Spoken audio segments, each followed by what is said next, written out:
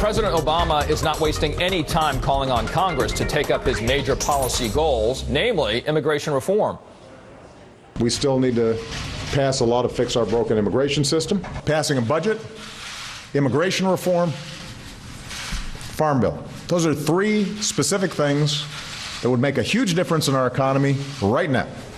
The Senate passed a comprehensive immigration reform bill back in June, but Speaker Boehner has refused to bring it to the House floor so far. Let's bring in Democratic Congressman Luis Gutiérrez of Illinois. Good to see you again, Congressman. Good being with you, Richard. Okay, take out your crystal ball for us. Where and when do you see an opening for immigration reform to be taken up here?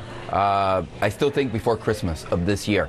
Look, let's let the raw nerves settle down a little bit.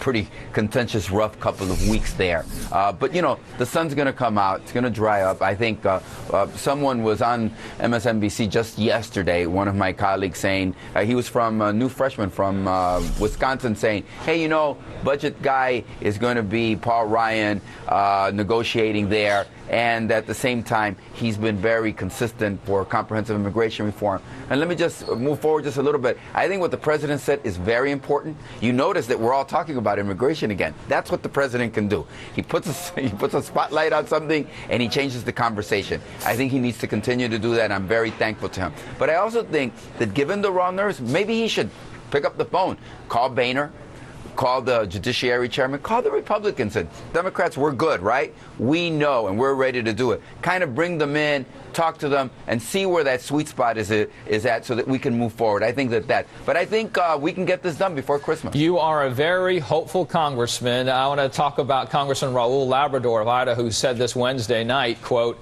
after the way the president acted over the last 2 or 3 weeks where he would refuse to talk to the Speaker of the House, they're not going to get immigration reform. It's done. So based on your hopefulness here, what's your strategy to build compromise when you do see another congressman across the aisle saying, oh, no, this isn't going to work? Well, you know, I have a great degree of respect for Raul and his efforts on immigration reform. But let me just say this. I was here in '96 in the Congress of the United States, and it was ugly. I mean, Newt Gingrich shut down the government, in part because he felt spited by the president when they took the trip to Israel. But look at what happened. We got Kennedy-Kassenbaum, right? Pretty signature legislation on health care passed in a bipartisan way. We got the president had vetoed twice the welfare reform bill, but then got some major concessions from the Republicans and signed that. So look, 2 major pieces of legislation come immediately after the shutdown of government. On the flip side, after this last 16 days, Republicans could be wanting here of giving anything more to Democrats or a perceived victory. Yeah, but look, it is in, well, it's so, Richard, I think the answer to your question is, are they going to think strategically so that we understand that in any facet of our lives, right, and especially in politics, but in any facet, whether it's sports, you name the facet, when you have a defeat, right, what's the best way to get over that defeat? With a success, with a victory. And here is an opportunity. You see those 80, 90 Republicans that did vote to keep the government open? In that mix of Republican members of the House of Representatives are the necessary numbers to get comprehensive immigration reform. There are Republicans that want to get this done. The question is the Speaker going to do this and think strategically?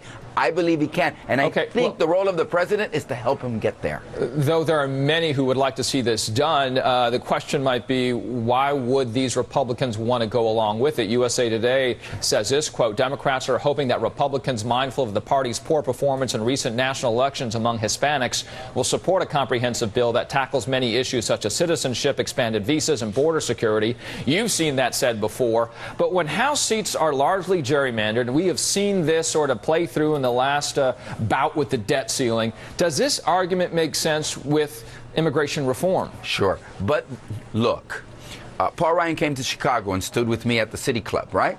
Bipartisan effort. And what did we get for it, right? I kind of went back to the Democratic caucus and there were people kind of looking at me cross-eyed, well, why are you hanging around with Paul Ryan? He's our enemy. But more importantly, what did Paul Ryan get? He got hundreds of thousands of negative ads in his district. Yet he is still standing up. And let me tell you why.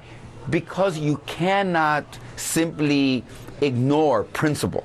And that is that there are men and women in the Republican and the Democratic Party who it is horrend to us to see what is going on. And if those values, that is the values of fairness, of justice, and good play in America, I think we can build a relationship. Look, we don't need 218 Republicans to do this.